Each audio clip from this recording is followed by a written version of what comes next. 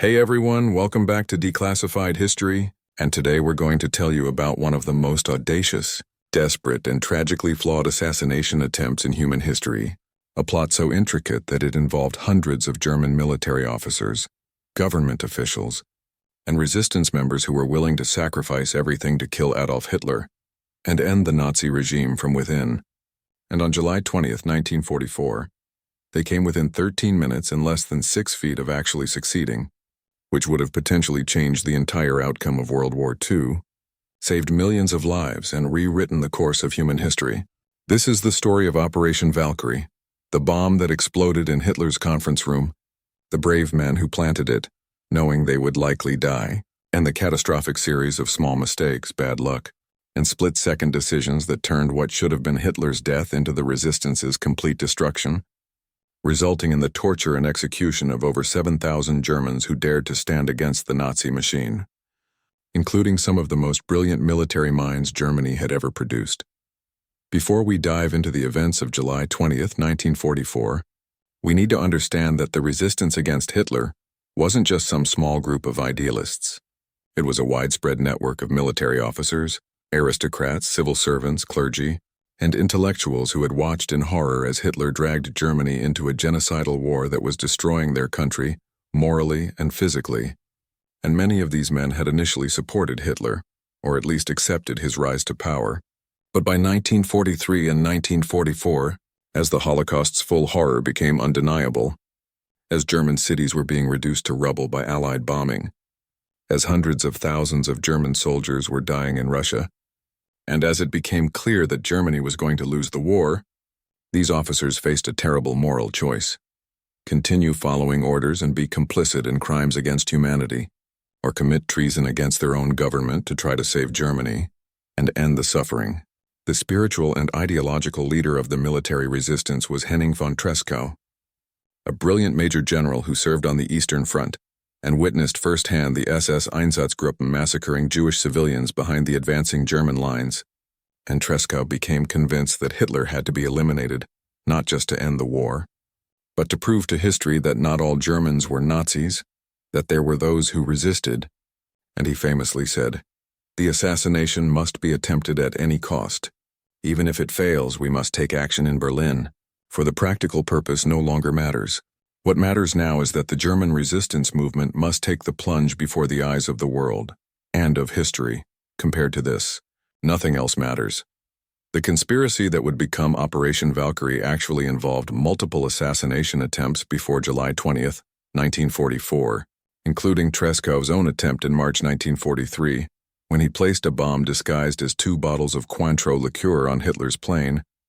But the bomb failed to detonate due to the cold temperature in the cargo hold, freezing the acid-based timer. And when Hitler's plane landed safely, Tresckow had to frantically race to retrieve the bomb before it was discovered, which would have exposed the entire conspiracy and resulted in immediate execution for everyone involved.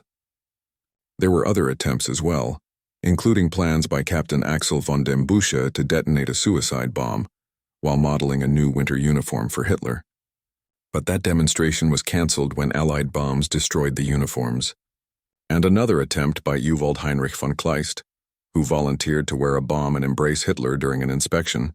But that opportunity never materialized, and with each failed attempt, the conspirators became more desperate because they knew that every day Hitler remained alive meant thousands more deaths in the concentration camps, on the battlefields, and in the bombed cities.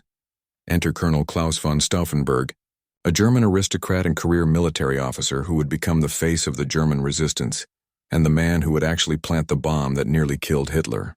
Stauffenberg was not a lifelong anti-Nazi, in fact. He initially welcomed some aspects of the Nazi movement and served loyally in the invasion of Poland and France, but his experiences in North Africa and his growing awareness of Nazi atrocities, particularly the systematic murder of Jews, turned him into an active resistor. And in April 1943, his staff car was strafed by Allied aircraft in Tunisia, resulting in horrific injuries. He lost his left eye, his right hand, and 2 fingers from his left hand, leaving him with only 3 fingers total, and most people would have taken medical retirement after such devastating wounds. But Stauffenberg saw his survival as a sign that he had a mission to fulfill. And during his recovery, He was recruited into the conspiracy by Treschow and others who recognized in this wounded, brilliant, charismatic officer the perfect person to get close enough to Hitler to kill him.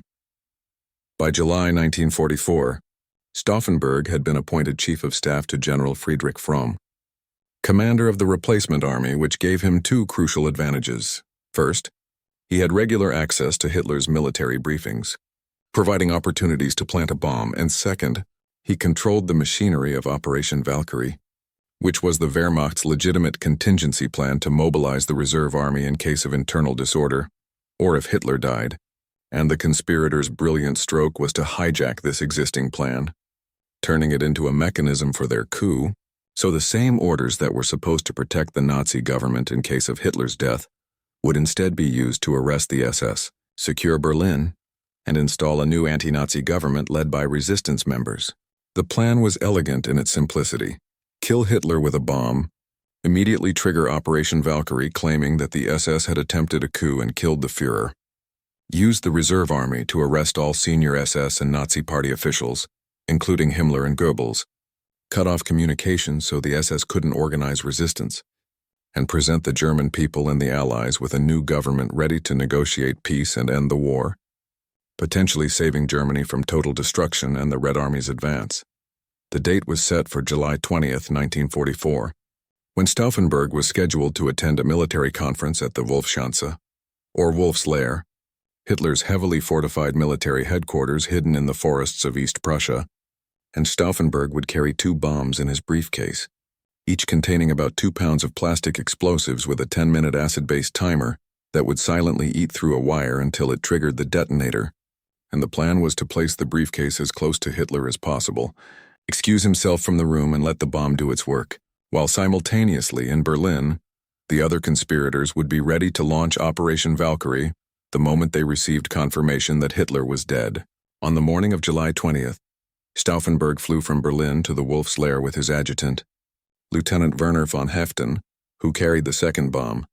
And what many people don't realize is that Stauffenberg had already attempted to kill Hitler twice in the previous weeks, on July 11th and July 15th, but aborted both times because Himmler wasn't present, and the conspirators had initially wanted to kill both Hitler and Himmler simultaneously to decapitate the entire Nazi leadership. But after the July 15th cancellation caused confusion in Berlin, where the coup had already begun to launch prematurely, the conspirators decided that Stauffenberg must act on July 20th, regardless of who else was present, because they were running out of time and opportunities. When Stauffenberg arrived at the Wolf's Lair around 10:15 a.m., the conference was scheduled for 12:30 p.m. in Hitler's underground bunker, which would have been perfect for the assassination, because the enclosed concrete space would have concentrated the blast and almost certainly killed everyone in the room. But fate intervened in the form of a schedule change. Mussolini was arriving that afternoon for a meeting, so the conference was moved up to 12:30 p.m. and relocated to a wooden briefing hut above ground with windows, which would allow much of the blast pressure to escape, significantly reducing the bomb's lethality. And this seemingly small change would ultimately save Hitler's life. Stauffenberg attended the first part of the conference, then excused himself claiming he needed to make a phone call and change his shirt, and he went to an anteroom where he and Heften began preparing the bombs. But here's where things started to go wrong. Stauffenberg only had 3 fingers on his remaining hand, making it extremely difficult and time-consuming to handle the bombs, break the acid capsules, and set the timers. And while he was struggling with the first bomb, a sergeant came to tell him to hurry because the conference was about to start, and in the rushed moment, Stauffenberg made a fateful decision. Instead of arming both bombs, which would have guaranteed a lethal blast even in the wooden building, he only armed one bomb, and Heften stuffed the second unarmed bomb in his briefcase, and this decision, made under pressure with incomplete information and physical disability, reduced the explosive force by half and would prove to be the difference between Hitler's death and survival. At approximately 12:37 p.m., Stauffenberg entered the conference room carrying his briefcase with the armed bomb, and the timer was already running, giving him about 10 minutes before detonation, and the conference room was a long wooden building with 3 windows on each long side and 1 at each end.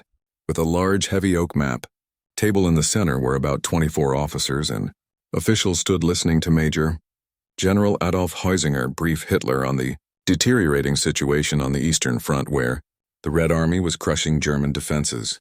Stauffenberg maneuvered to place his briefcase under the table as close to Hitler as possible, positioning it about 6 feet from where the Führer was standing, leaning over maps with his hands on the table, and the briefcase was placed against the inside of the massive oak table support, which would direct the blast toward Hitler. And then Stauffenberg quietly excused himself, claiming he had to take an urgent phone call from Berlin, and he left the room knowing that in just a few minutes, Hitler and most of the Nazi leadership in that room would be dead. And Stauffenberg walked quickly but calmly toward the communications building, where he could witness the explosion and confirm the kill before escaping. But in the minutes after Stauffenberg left, another piece of bad luck intervened. Colonel Heinz Brandt, who was standing next to the briefcase and finding it in his way, as he tried to get a better view of the maps, reached down and moved the briefcase to the far side of the massive oak table support, placing the heavy wooden structure between the bomb and Hitler. In this unconscious action, done without any awareness of what the briefcase contained, moved the bomb from about 6 feet away from Hitler to about 12 feet away with a solid oak barrier in between, and these few feet in this wooden barrier would prove to be the margin between death and survival.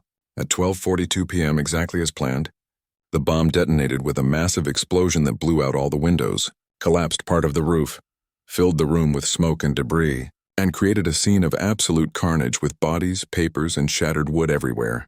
And the blast was so powerful that people hundreds of yards away felt the shock wave and saw the smoke.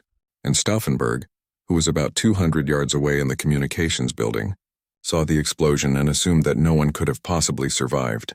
So he convinced the guards to let him pass the checkpoints by claiming he was expected back in Berlin. And he drove to the airfield and flew back to Berlin, believing that Hitler was dead and the coup was proceeding as planned.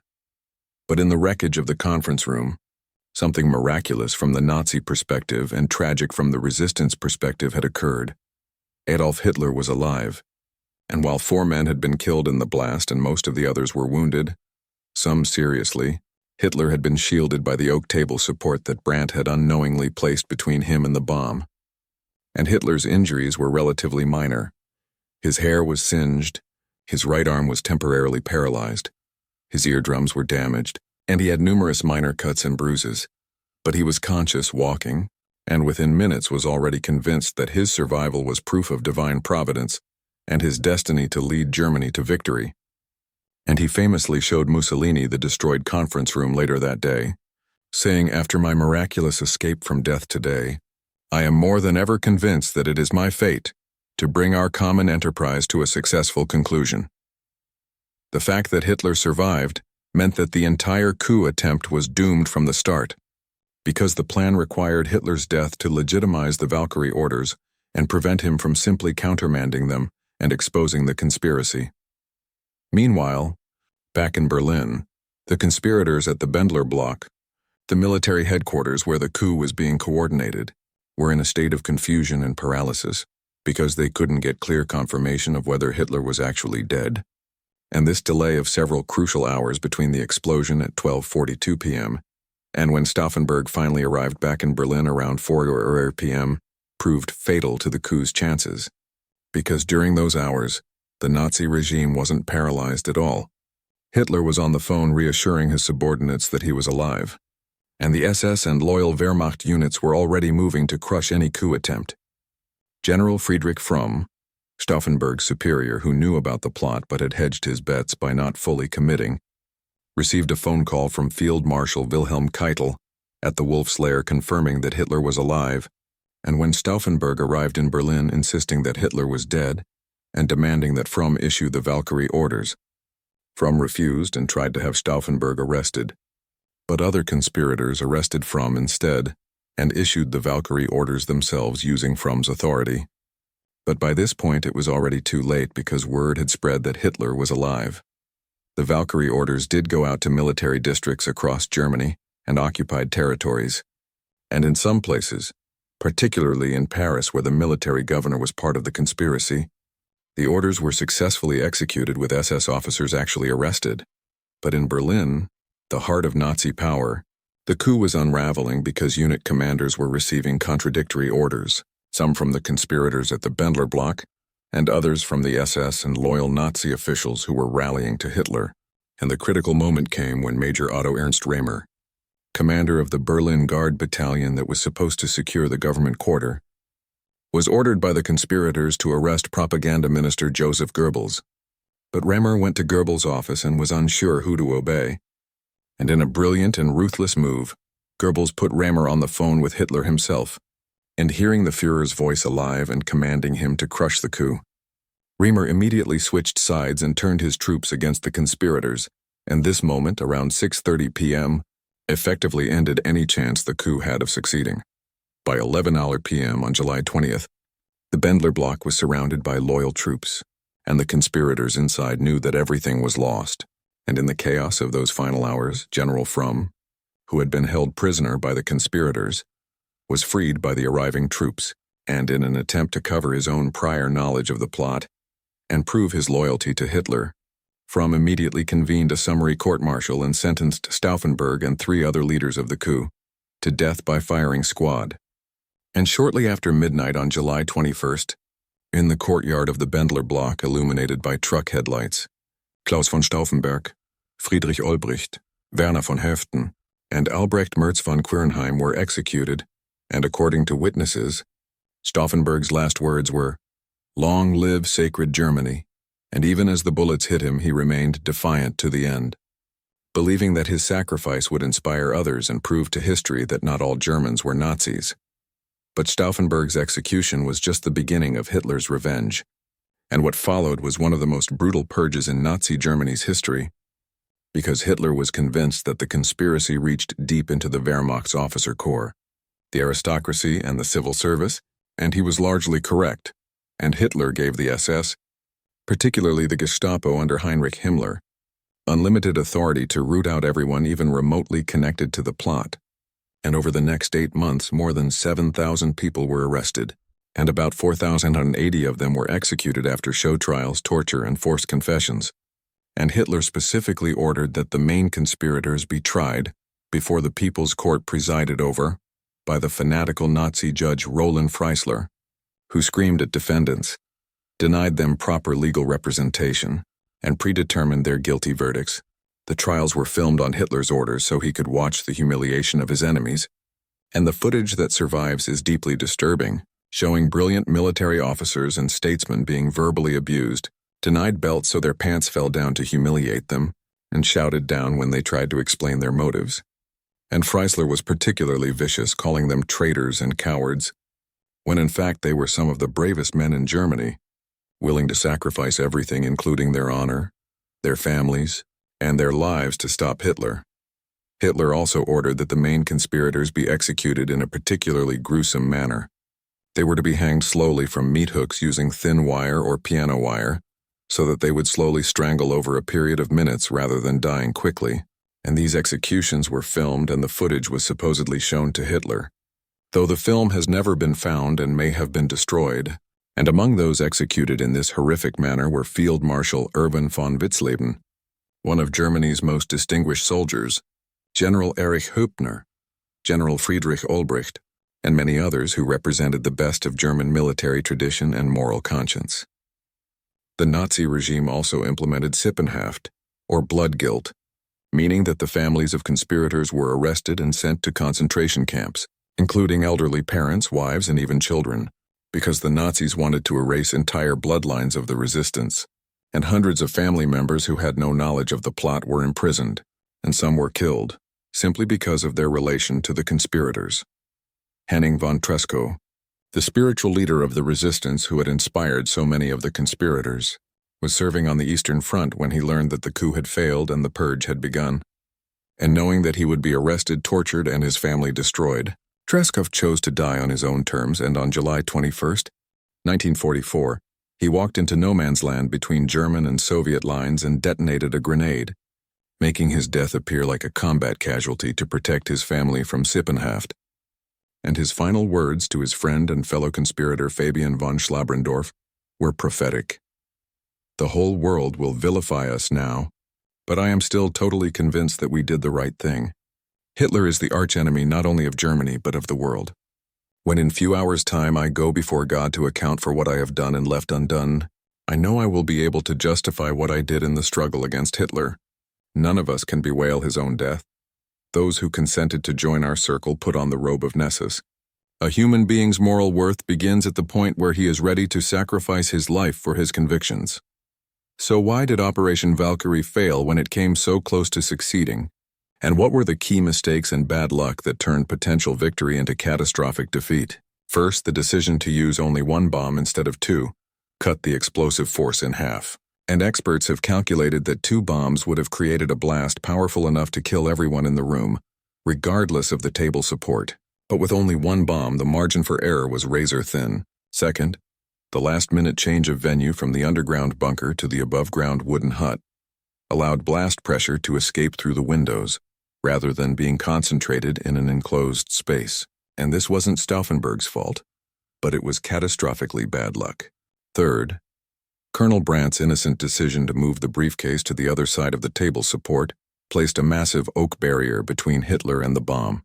And this unconscious action saved Hitler's life and doomed thousands of resistors to death. Fourth, the delay in Berlin of several crucial hours while the conspirators waited for confirmation of Hitler's death allowed the Nazi regime to recover and rally. And if the coup had been launched immediately and decisively without waiting for confirmation, there's a chance it could have succeeded through momentum and confusion alone. Fifth, the conspirators' fatal underestimation of the Nazis, communication capabilities, and the loyalty of certain key commanders like Riemer meant they couldn't completely control the narrative and prevent Hitler from countermanding their orders. But beyond the tactical mistakes, there was a deeper strategic problem with the entire plan. It required Hitler's death to legitimize the coup. But even if Hitler had died, it's unclear whether the conspiracy had enough support within the military and government to actually succeed in taking power, because the Nazi regime was deeply entrenched with multiple power centers including the SS, the Party, the Wehrmacht, and various security services, and eliminating Hitler wouldn't automatically eliminate all of those structures. And there's a real possibility that even if Hitler had died, the coup would have triggered a civil war between the Wehrmacht conspirators and the SS, which was heavily armed, fanatically loyal to Nazi ideology, and controlled massive military forces including the Waffen-SS divisions. Additionally, the conspirators planned to negotiate peace with the Western Allies while continuing to fight the Soviet Union was probably unrealistic given that the Allies had already committed to unconditional surrender at the Casablanca Conference in 1943. And there's no evidence that Churchill or Roosevelt would have agreed to a separate peace even with a non-Nazi German government. So the conspirators may have been fighting for a goal that was already impossible, but that doesn't diminish the moral courage of their attempt. The legacy of Operation Valkyrie and the German resistance is complex and contested even today, because for decades after the war, the conspirators were viewed with suspicion and even contempt by many Germans, who saw them as traitors who violated their military oaths and stabbed the German army in the back. And the fact that they failed meant they couldn't even claim the legitimacy of success, and survivors of the conspiracy like Fabian von Schlabrendorf, who miraculously survived torture and imprisonment and was freed when the Allies advanced, spent years trying to rehabilitate the reputation of the resistance and prove that they were patriots, not traitors. It wasn't until the 1960s and 1970s that the German resistance began to be widely recognized as heroes who tried to save Germany's honor and stop the Holocaust. And today, the Bendler block where Stauffenberg was executed is a memorial to the German resistance. And July 20th is commemorated in Germany as a day to remember those who stood against tyranny at the cost of their lives. And Stauffenberg in particular has become a symbol of moral courage, the man who gave up everything, including his life and his reputation, to do what he believed was right. The story of Operation Valkyrie forces us to confront difficult moral questions that are still relevant today. What is the responsibility of soldiers and citizens when their government commits crimes against humanity? Is assassination of a leader ever justified, and if so, under what circumstances? The conspirators believed that killing Hitler was not just permissible, but morally required because every day he lived meant thousands more deaths in the camps and on the battlefields. And they were willing to violate their military oaths, commit what technically was treason, and sacrifice their lives and families because they believed that a higher moral law superseded their duty. to obey orders. And this is the same argument that would later be enshrined in the Nuremberg Principles, that just following orders is not a defense for crimes against humanity, and individuals have a moral responsibility to refuse illegal and immoral orders even at personal cost. The tragedy is that the conspirators recognized this moral truth years before the rest of the world articulated it at Nuremberg. But by the time they acted, it was too late to prevent the Holocaust's worst horrors, and their failure meant that the Nazi regime continued for another 10 months, during which millions more died in the camps, in the final battles, in the bombing campaigns, and in the Soviet advance.